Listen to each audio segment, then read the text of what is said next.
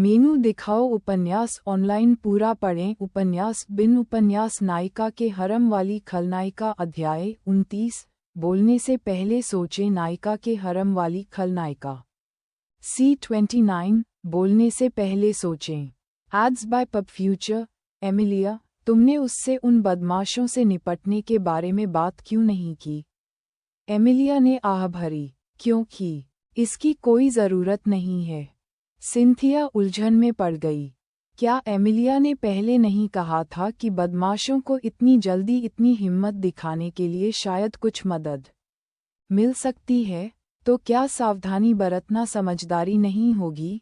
Emilia जानती थी कि उसका कमज़ोर एयरहेड सिस्टम इसका पता नहीं लगा सकता, इसलिए वह केवल असहाय होकर ही समझा सकी। क्या आपको यह अजीब नहीं लगा कि वह मुझसे परेशानी और स्कूल के बारे में पूछती रही?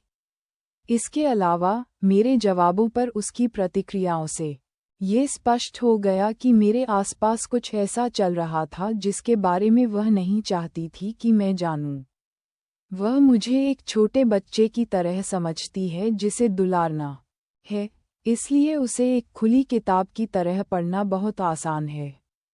तो फिर? एमिलिया मुस्कुराई। चूंकि वह खुद इसका ख्याल रखना चाहती है, तो उसे ऐसा करने देना चाहिए। इससे मुझे कम परेशानी होगी। सिंथिया ने गुनगुनाते हुए उत्सुकता से अपने साथी को वॉक इन वार्डरोब में प्रवेश करते हुए देखा। क्या वह पार्टी के लिए कपड़े चुनने जा रही है? लेकिन क्या ये कल रात नहीं होना चाहिए? एमिलिया टिल्डर, क्या तुम फैशन में अच्छी हो? अगर मुझे पता हो कि लोग क्या देखना पसंद करते हैं और सामान्य प्रवृत्ति क्या है, तो खुद को अच्छा दिखाना बहुत मुश्किल नहीं है, है ना? ओह, लेकिन अभी तुम्हारा शरीर वह अद्भुत सुंदरता वाला नहीं है जिसकी तुम अभ्यस्त हो, तुम्हें पता है। मेरा मतलब है, डैनियल का रूप प्यारा है, लेकिन हर चीज़ उसके लिए काम नहीं करेगी, तुम्हें पता है।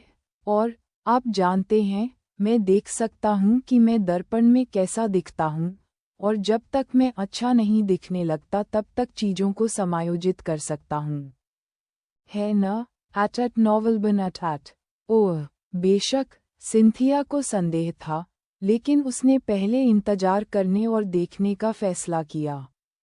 कोई भी यह बता सकता है कि क्या अच्छा लगेगा और क्या नहीं, लेकिन हर किसी को ये समझ नहीं होती कि उन्हें क्या पहनना चाहिए जिससे उनका आकर्षण सबसे अधिक उभर कर सामने आए। एमिलिया, जिसका शरीर फटे हुए अखबार में भी अच्छा दिखता था, वह कैसे जान सकती थी कि किसी दूसरे को अच्छा कैसे दिखाया जाए? अपनी प्रणाली के विपरीत, एमिलिया आश्वस्त थी।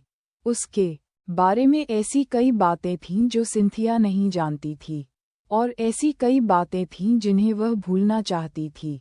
मेव को इस बात का बिल्कुल भी ज्ञान नहीं था कि कैसे कपड़े पहने और कैसे अपने बालों को स्टाइल करें।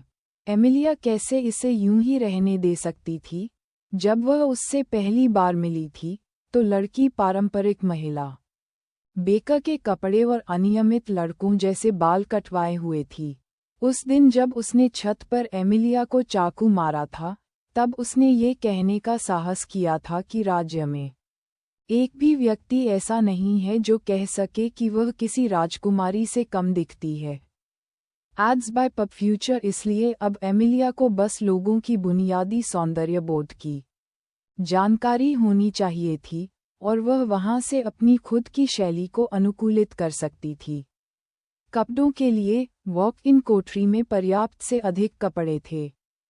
सिंथिया अपने आप को रोक नहीं सकी जब उसने तीसरी बार एमिलिया को कोठरी में इधर उधर घूमते देखा। मुझे लगता है कि आपको अपनी बहन के शॉपिंग ऑफर को स्वीकार कर लेना चाहिए। मेरी खलनायिका अपनी पहली फिल्म में बहुत ही आकर्षक और शानदार दिख रही होगी। आप पुराने कपड़े पहनकर मुझे इतना अपमानित कैसे कर सकते हैं? अस्वीकार्य। शांत हो जाओ, सिंथिया। अगर मुझे सचमुच जरूरत पड़ी तो मैं जो चाहूं कपड़े पहन सकती हूँ। यह निश्चित रूप से अजीब लगेगा, क्योंकि वह सिर्फ कपड़े पहने हुए दिखेगी, लेकिन तकनीकी रूप से नग्न होगी, लेकिन ये छोटी छोटी बातें थीं। क्या एमिलिया वाकई बेशर्म है? तुम तो नग्न होकर पार्टी में जाने के बारे में भी सोच रही हो। एमिलिया की मुस्कान फीकी पड़ गई। ओह, मैं तो उस व्यक्ति के बारे में भूल ही गया था जिसकी पिटाई होनी थी। सिंथिया बहुत पहले ही अपने पिछले अपराधों को भूल चुकी थी, वरना वह इस समय अपने साथी को परेशान करने की हिम्मत नहीं करती। अब जब उसे याद आया, तो ऐसा लगा जैसे उसके सिर पर ठंडा पानी डाल दिया गया हो। मैं फंस गया। नहीं, जल्दी से नुकसान को नियंत्रित करो।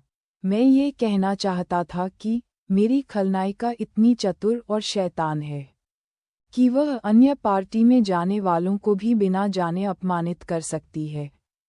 एमिलिया ने प्रसन्न होकर सिर हिलाया। मैं समझ गया। आप ये कहना चाह रहे हैं कि मेरे बदसूरत रूप को देखना संभवतः चापलूसी नहीं हो सकती, ये केवल अपमानजनक हो सकता है। तो मेरा साथी ऐसा सोचता है? सिंथिया डर के मारे लगभग बेहोश हो गई। आखिर ऐसा कैसे हो गया कि वह हर शब्द के साथ स्थिति को और खराब कर रही है? अया एमिलिया टिल्डा, मुझे माफ कर दो, मैं मूर्ख हूँ, मैं बेवकूफ़ हूँ, मुझे नहीं पता कि क्या कहना है, इसलिए मुझ पर टिप्पणी करना बंद करो, कृपया। उसके साथी की ओर से काफ़ी देर तक चुप्पी रही, और बेचारी व्यवस्था उसकी दया की उत्सुकता से प्रतीक्षा करती रही। ओह, तो मैं बदमाशी कर रहा हूँ, है ना? ओह, एमिलिया अपने साथी की करुण पुकार सुनकर मुस्कुराई। फिर उसने एक रैक से एक लंबा हरा शॉल उठाया और बीच में खाली जगह की ओर बढ़ गई। डिंग, अनुयायी आह्वान। सिंथिया का प्रक्षेपण 7 घंटे 16 मिनट 31 सेकंड तक कायम रह सकता है। Ads by pub future. अरे नहीं, सजा का समय। सिंथिया ने अपनी आंखें कसकर बंद कर लीं, इस आशंका में कि उसे धमकाया जाएगा। बेचारी मूर्ख को ये भी एहसास नहीं हुआ कि उसे एक बार फिर, बिना तैयारी के, बुलाया गया है। काले बालों वाली लड़की ने अविश्वास में अपनी आंखें खोलीं, जब उसने महसूस किया कि एक कपड़ा उसके शरीर के चारों ओर लिपटा हुआ है और एक नर्म हथेली उसके सिर के ऊपर टिकी हुई है। एमिलिया की नज़र उस पर कोमल थी। वह अपने मूल रूप में वापस नहीं आई थी, लेकिन किसी तरह सिंथिया उसकी आर्कटिक नीली आंखों के भ्रम को विरोधाभासी रूप से गर्मजोशी से पेश करते हुए देख सकती थी। यह एक अजीब, समझ से परे एहसास था। सिंथिया, तुम इतनी मूर्ख क्यों हो? चलो, मुझे कुछ चीजें चुनने में मदद करो। पन्ने जैसी आंखों वाली लड़की ने पलकें झपकाईं। तुम नाराज तो नहीं हो? एमिलिया मुस्कुराई। क्या मुझे भी ऐसा करना चाहिए? सिंथिया ने अपने होंठ काटे और दूसरी तरफ देखने लगी। वह अपनी मर्जी से काम करने की आदी थी, बस अपनी मर्जी से काम करती थी। ऐसा नहीं है कि उसे पहले किसी और की परवाह करनी पड़ती थी। मेरा मतलब है, मैंने पहले भी नायिका के सामने तुम्हारी गलती को स्वीकार किया था, और मैं तुम्हें हर समय चिढ़ाता हूँ, लेकिन मुझे सच में खेद है। ठीक है, मैं अब से ऐसा ज्यादा नहीं करने की कोशिश करूँगा। तो मुझे माफ़ कर दो, एमिलिया। एमिलिया ने छोटी लड़की के गालों को दबाते हुए आह भरी। वह चाहती थी कि वे थोड़े और मोटे होते, लेकिन अरे, उसके पास जो है, वह उसी से काम चला लेगी। अरे मूर्ख, अब तुम इतने गंभीर क्यों हो रहे हो? क्या मैं ऐसा दिख रहा हूँ कि मुझे कोई आपत्ति है? वो स्टेप। सिंथिया ने अपने लाल हो चुके चेहरे को पीड़ा से रगड़ा।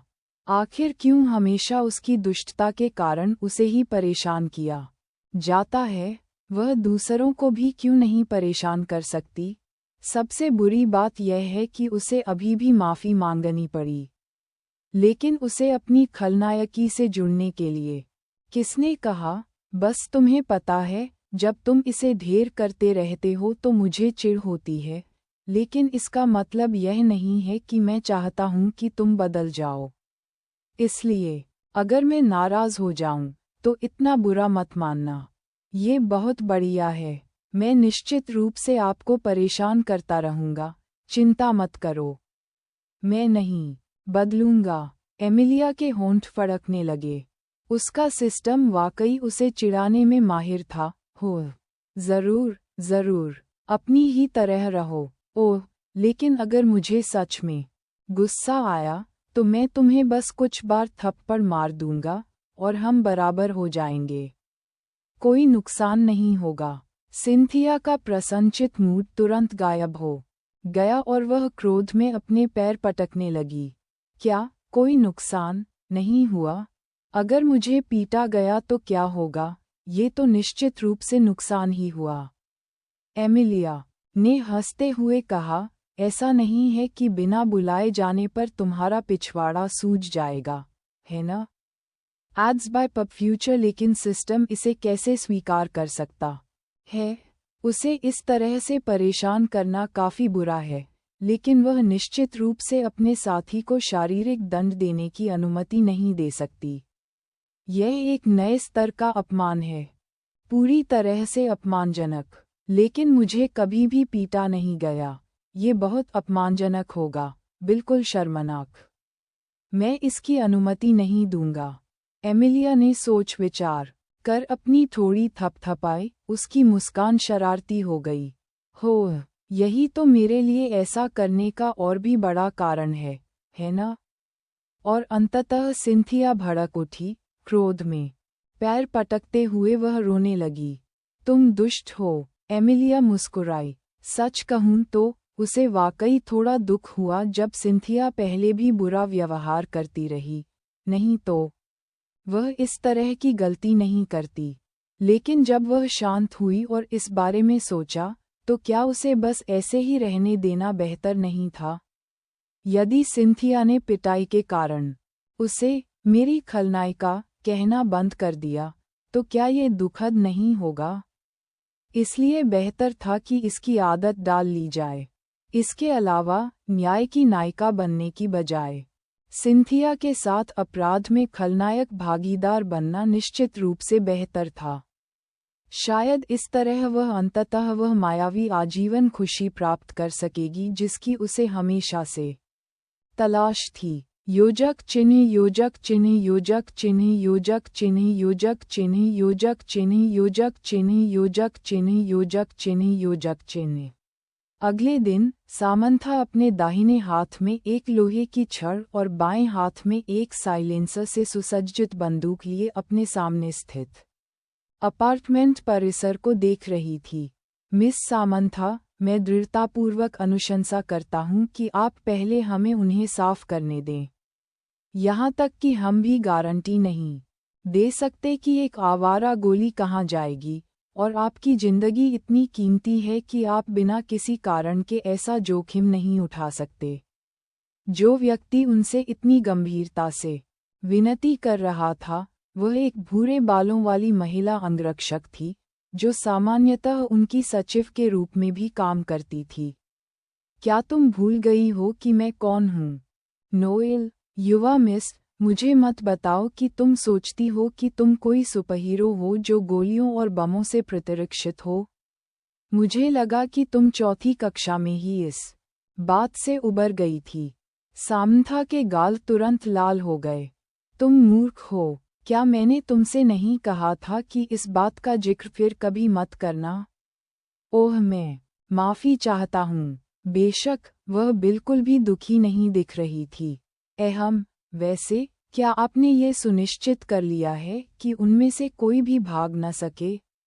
बेशक, सिर्फ 34 अनियंत्रित गुंडों के लिए हमारे पास साइट पर 300 से अधिक उच्च स्तरीय पेशेवर हैं, जो सभी पूरी तरह से हथियारों से लैस हैं। कुछ भी गलत नहीं हो सकता, सिवाय सामंथा की भौहें तन गईं। सिवाय इसके, इस मिशन में एक अस्थिरता पैदा करने वाला तत्व है। कोई ऐसा व्यक्ति जो अंततः पूरी चीज को उलट पुलट कर सकता है। क्या बकवास है, नोएल? मैंने तुम्हें सब कुछ संभालने के लिए कहा था, तुम ऐसी गलती कैसे कर सकती हो? चलो, उनसे छुटकारा पाओ, मुझे परवाह नहीं कि वे कौन हैं।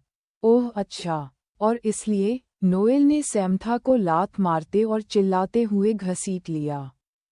पब फ्यूचर द्वारा विज्ञापन। उपन्यास बिन लाइट नॉवेल, वेब नॉवेल, कोरियाई उपन्यास और चीनी उपन्यास ऑनलाइन मुफ्त में पढ़ें।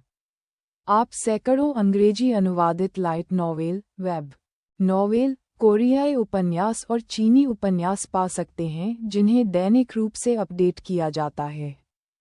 उपन्यास ऑनलाइन पढ़ें, लाइट नॉवेल ऑनलाइन पढ़ें।